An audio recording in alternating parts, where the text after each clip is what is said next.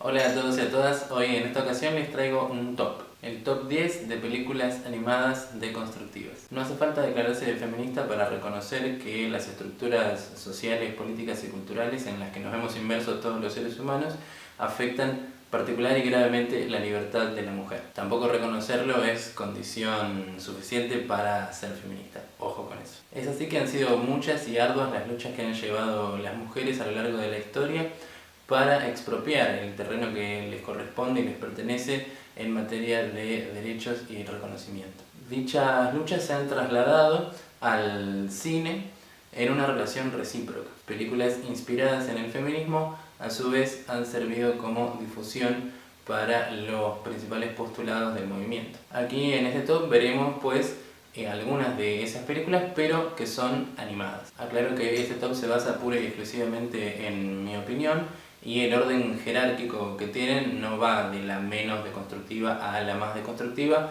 sino que considero también otros aspectos de las películas. Ya sin más preámbulos entonces, comenzamos con el puesto número 10, Valiente.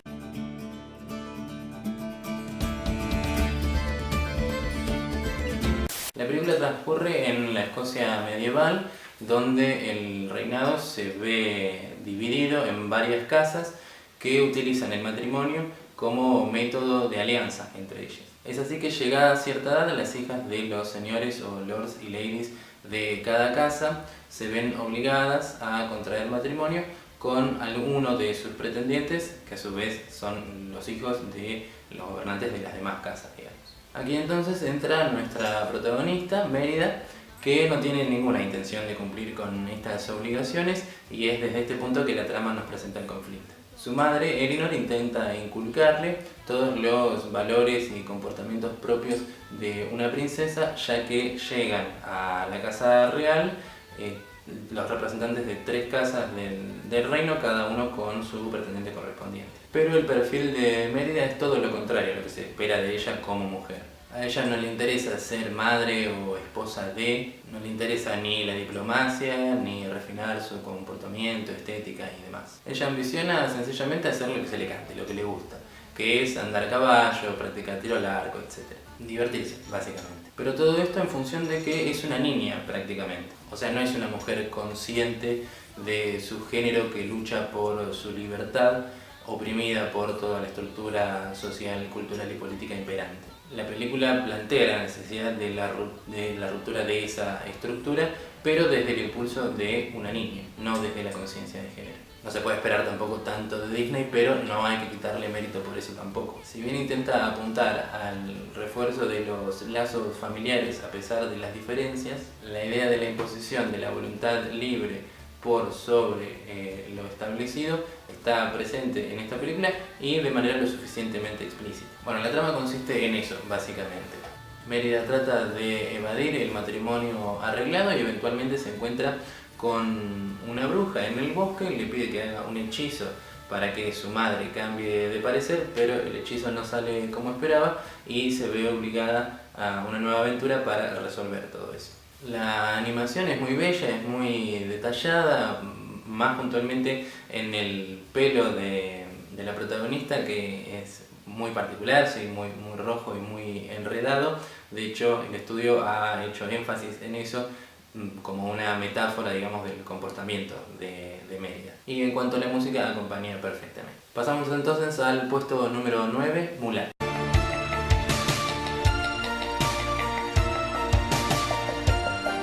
Esta película está basada casi completamente en un mito chino del siglo V o VI, en la época conocida como Tres Reinos.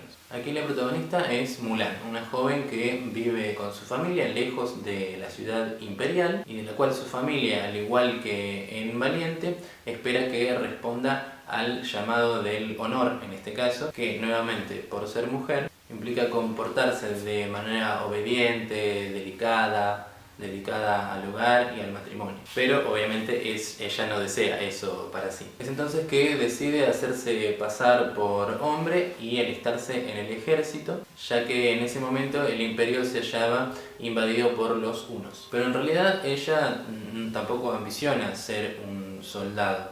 Lo hace para reemplazar a su padre, quien es muy anciano para ir a la guerra. Aquí en la película enfatiza la compasión de la protagonista, aunque esto finalmente también resulta ser un camino para encontrarse a sí misma. Y bueno, es allí que comienza la aventura y esta búsqueda al mismo tiempo de su identidad. Y esto es resaltable en este caso particular porque se diferencia de Valiente, ya que hay un deseo concreto por parte de la protagonista de encontrarse a sí misma. Ella necesita concretamente que su identidad no esté definida por su género y a su vez su género o todo lo que implica su género solo por haber nacido mujer. Esta línea que divide al sexo del género tenía mucha pujanza en ese momento, mediados, fines de los 90, al igual que todo el movimiento feminista, gracias a los trabajos en esta materia publicados por Judith Butler, una teórica postestructuralista que plantea justamente que el género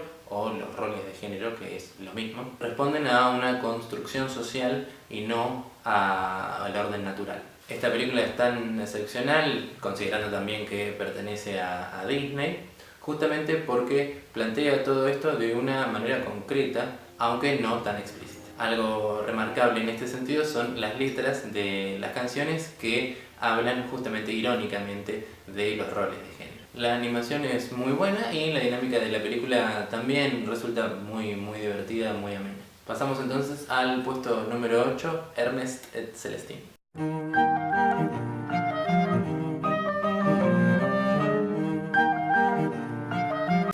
En esta película tenemos un mundo completamente ficticio, habitado solo por ratones y osos. Los osos viven en la superficie de la Tierra y sus ocupaciones son tan diversas como en nosotros los humanos en el mundo real. Hay osos policías, osos comerciantes, etc. Y puntualmente uno de los protagonistas, Ernest, es un oso hippie vagabundo que se dedica al arte callejero. En cambio, los roedores viven en un mundo subterráneo y se dedican casi exclusivamente a ser dentistas. Pero la ratoncita huérfana Celestine, que es nuestra protagonista, no tiene tampoco ningún interés en dedicarse a eso en la vida. A su vez, ambas especies viven de maneras muy diferentes. Mientras que los osos poseen una vida bastante acomodada o de clase media alta, los roedores viven en una situación mucho más precaria.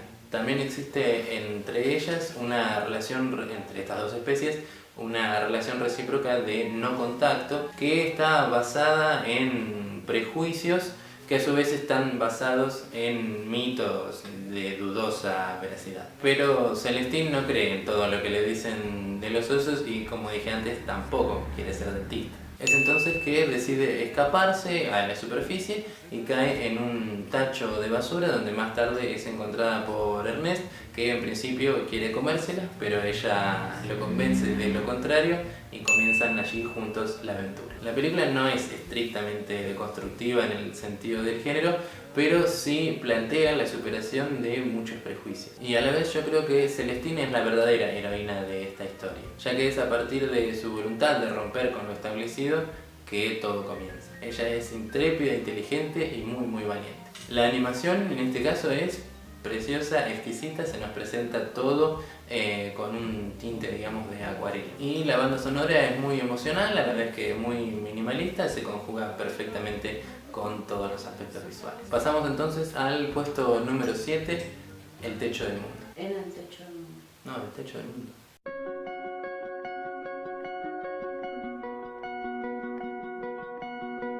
Esta película también nos presenta a una niña o adolescente que, al igual que en Valiente, pertenece a la aristocracia de su país y de la cual su familia espera que cumpla con todos los dictámenes de su estatus, pero principalmente de su condición de mujer.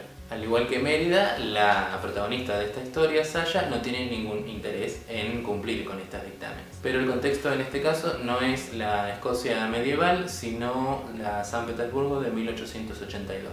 Y lo que sí estimula la voluntad de Sasha es la aventura.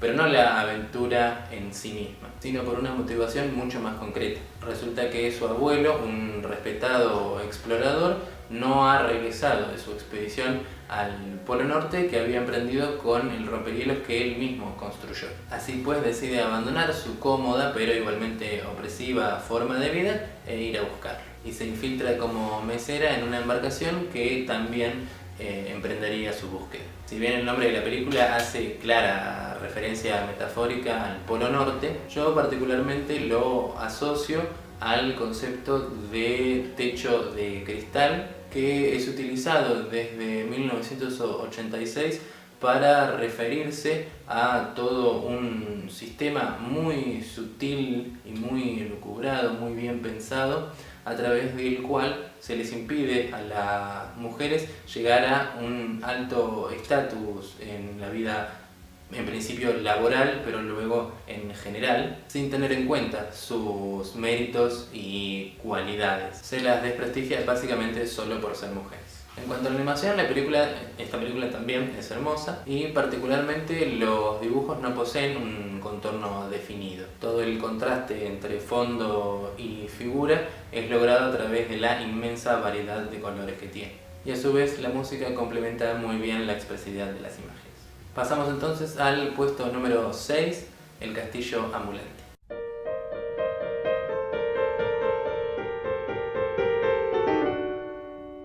La primera, pero no la única película del estudio Ghibli en este top. Este estudio es bien conocido por el rol protagónico que le ha dado a las mujeres en la mayoría de sus películas, a la vez que la mágica animación que las envuelve. En este caso, la protagonista y heroína es Sophie, una joven que se dedica a fabricar sombreros y no está interesada en cumplir con los cánones de belleza, particularmente de las mujeres. Aunque también posee baja autoestima por no sentirse bella, pero solo para sí misma. Lo que a ella realmente le interesa es la dedicación y el amor que puede poner en su trabajo. Eventualmente ella irá a visitar a su hermana y en el camino es víctima del acoso callejero por parte de dos soldados que se encuentran allí ya que el país está en guerra. Pero en ese momento es rescatada por el mago Howl. Pero ojo, porque no va a ser esta la típica relación idílica que van a tener entre ellos a lo largo de la película.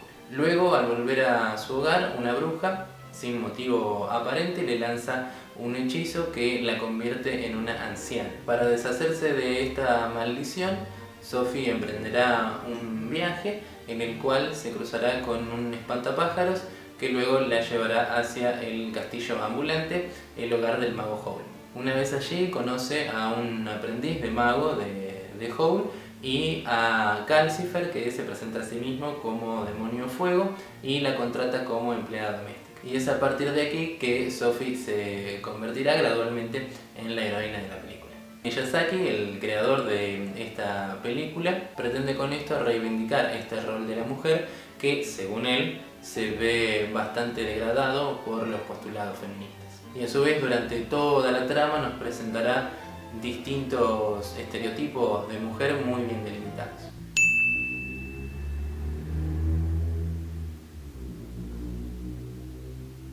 ¿Y qué se puede decir de la animación de una película del estudio Ghibli que no se haya dicho ya o que no sea obvio con verla? Es hermosa la película y la banda sonora también es perfecta. Vamos entonces al puesto número 5, Persepolis.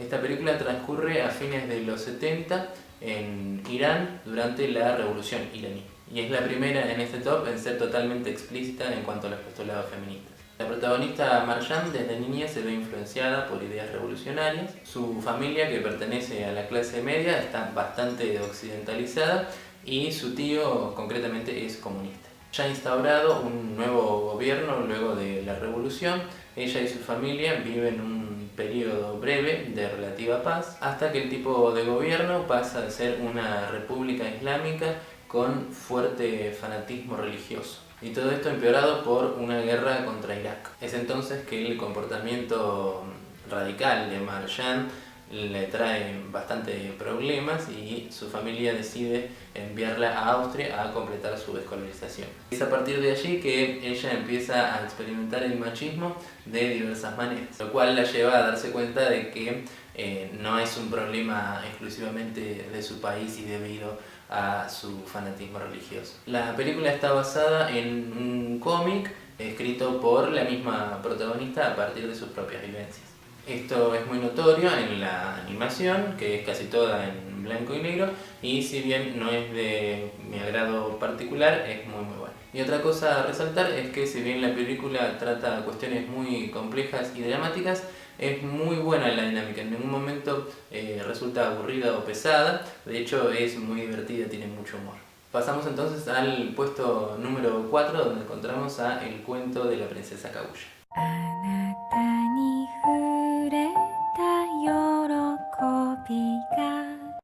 Otra película del estudio Ghibli, otra hermosura. Esta... ¿Qué te pasa? Ya se quiere trepar. Bueno, vamos con mamá. Vamos con mamá. Esta película, al igual que Mulan, está basada en un mito, pero esta vez japonés, y se ubica en la era feudal. Aquí la protagonista es Kaguya, una niña que nace de una planta de bambú y es encontrada por una pareja de ancianos campesinos que deciden adoptarla. Al notar que ella crece a un ritmo muy acelerado, se dan cuenta de lo especial que es, como si nacer de una planta de bambú fuese lo más normal en Japón. Y deciden entonces que su destino es ser una princesa. Así pues, se mudan a la ciudad donde Kaguya es instruida para comportarse como una princesa y así ser admirada por el emperador. Es entonces que la vemos a ella añorando la vida del campo, pero al igual que en el caso de Mérida en Valiente, no desde una conciencia de sí misma y su género, sino por un impulso que en este caso particular es más abstracto que en el caso de Mérida, ya que su procedencia y destino son todo un misterio dado su origen mágico. Esta es otra película que plantea la deconstrucción en cuanto a la belleza de una mujer y su irremediable e irrevocable destino. Y en cuanto a la animación, es una obra maestra. Posee una belleza de tipo impresionista, con una paleta de colores reducida y bordes nacarados. Y si bien el ritmo de la película es bastante lento, la fascinación por el aspecto visual de lo que estamos viendo hace que sea imposible despegar la mirada. Y aquí tenemos también una banda sonora hiper minimalista que acompaña a la perfección todos los aspectos visuales. Pasamos entonces al puesto número 3, donde está ubicada Nausicaa del Valle del Viento.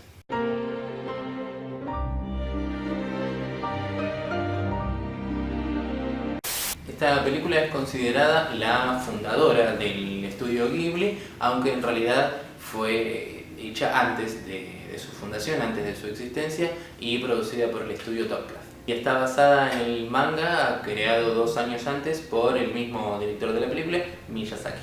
La trama transcurre en un mundo post-apocalíptico plagado de insectos gigantes mutantes, donde la población humana es mínima y viven al borde de un bosque gigante contaminado con gases tóxicos. Todo esto como consecuencia de una gran guerra conocida como los 7 días de fuego, que había sucedido 1000 años antes. Aquí se sitúa un reinado llamado el Valle del Viento, cuya princesa es justamente Nausicaa, la protagonista. Y es a través de ella que la película plantea la deconstrucción del concepto de princesa. Es decir, no responde al estereotipo típico de princesa, indefensa y que siempre necesita o espera la ayuda del príncipe. Nausicaa es una joven pero experimentada piloto, es guerrera, es valiente y defensora de la naturaleza. Ella está convencida de que los insectos mutantes no son malvados por naturaleza y que es posible la convivencia entre ellos y nosotros los seres humanos. Y es por eso que decide investigar cuál es la verdadera causa de la existencia del bosque contaminado. Pero esta no es la única batalla que llevará a cabo durante la película. Lady Kushana, del reinado Tormekia, dirige un ejército y pretende sumar a sus filas a un dios de la guerra con el cometido de destruir el bosque contaminado. Y entonces Nausicaa se propone defenderlo con todos los medios con los que cuenta. La animación de esta película delimita lo que será luego algo típico en las animaciones de la mayoría de las películas del estudio Ghibli, pero más puntualmente de Miyazaki y todo su equipo. Se nota fácilmente que está hecha a mediados de los 80 y eso le da un toque muy especial. Es una obra bellísima y la banda sonora también cuaja perfectamente. Pasamos entonces al puesto número 2 de Breadwinner.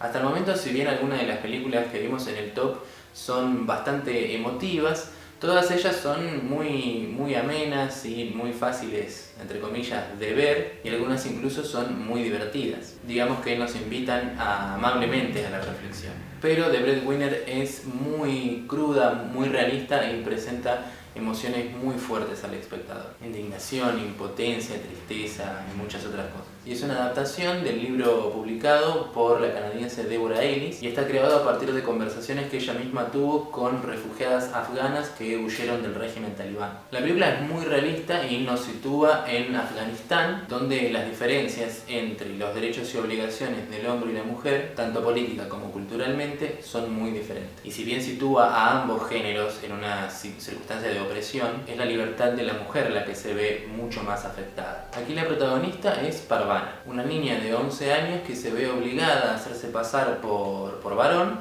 para poder sustentar a su familia, ya que su padre fue arrestado por soldados del régimen talibán. Y según las leyes imperantes, las mujeres no tienen derecho a salir de sus hogares sin la supervisión de un adulto hombre y mucho menos de trabajar. A esto se suma que en ausencia de Parvana, la madre contacta a su primo para arreglar un matrimonio entre el hijo de este y la hija mayor, la hermana mayor de Parvana. Y esto complica aún más la situación. La tensión es creciente todo el tiempo y muestra constantemente situaciones de desigualdad y violencia. El único respiro para nosotros los espectadores es la fuerza de voluntad de Parvana, su astucia y su valentía. La animación es de gran calidad y los colores son muy cálidos, lo que intenta transmitir fielmente la atmósfera del país. Y en cuanto a la banda sonora, refuerza mucho lo que es la emotividad de todas las escenas de toda la película. Mi recomendación es que la veas acompañada o acompañado de alguien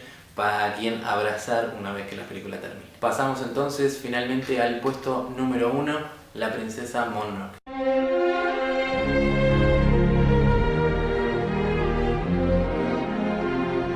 Gigantesca obra del estudio Ghibli y sí, era medio obvio que la iba a colocar en el primer lugar. La verdad es que merece una extensa reseña y me es muy difícil remitirme a lo esencial de la película sin detallar la trama minuciosamente. Pero bueno, lo primero que podría decir de la película es justamente eso. Nuestra mirada debe ser muy minuciosa, porque los detalles abundan y es muy compleja a la vez que oscura. A ver, la película transcurre en el Japón de la era Muromachi, allá por el 1300, y se centra en el conflicto entre los humanos y la naturaleza. Sí, en este largometraje animado, a diferencia de otros del mismo estudio, la naturaleza no necesita del cuidado y la compasión y la protección de los seres humanos, sino que se defiende a sí misma, convirtiéndose a su vez en uno de los personajes femeninos de mayor fortaleza. La trama comienza con Ashitaki, el último príncipe de su aldea, que se enfrenta a un demonio llamado Tatarigami. Durante este enfrentamiento es herido y en consecuencia poseído por una maldición. Luego descubren que en realidad el demonio es el dios jabalí Nago, cuyo espíritu había sido corrompido por una herida que había sido causada por una bola de hierro que encuentran en su interior.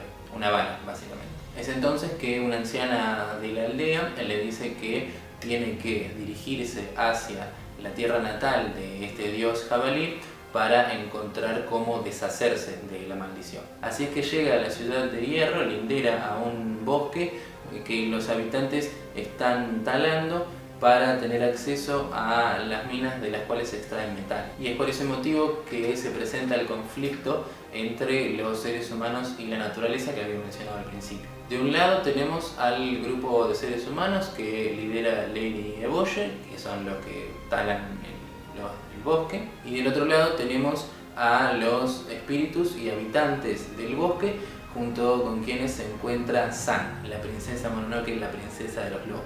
Nuevamente tenemos a una princesa que no responde al estereotipo típico de princesa. Pero ¿dónde está lo realmente deconstructivo de esta película? en toda la película, en toda la trama. Como dije antes, es muy compleja la película y me veo realmente tentado en dar muchos más detalles, pero eso arruinaría la experiencia de ustedes al verla por primera vez. La realidad es que la princesa Mononoke nos hace plantearnos muchas preguntas durante el transcurso de la película y la mayoría de ellas no van a ser respondidas por la misma trama y quedan retornando siempre a nuestra memoria, pero más que a volver a verla para encontrar las respuestas a esas preguntas, la película nos invita a una profunda reflexión y es esta introspección la que en definitiva deconstruye, lo que realmente nos ayuda a cuestionar todos esos conceptos que nos preconcebidos que tomamos como propios sin más reparo, conceptos como hombre, sexo, género, mujer,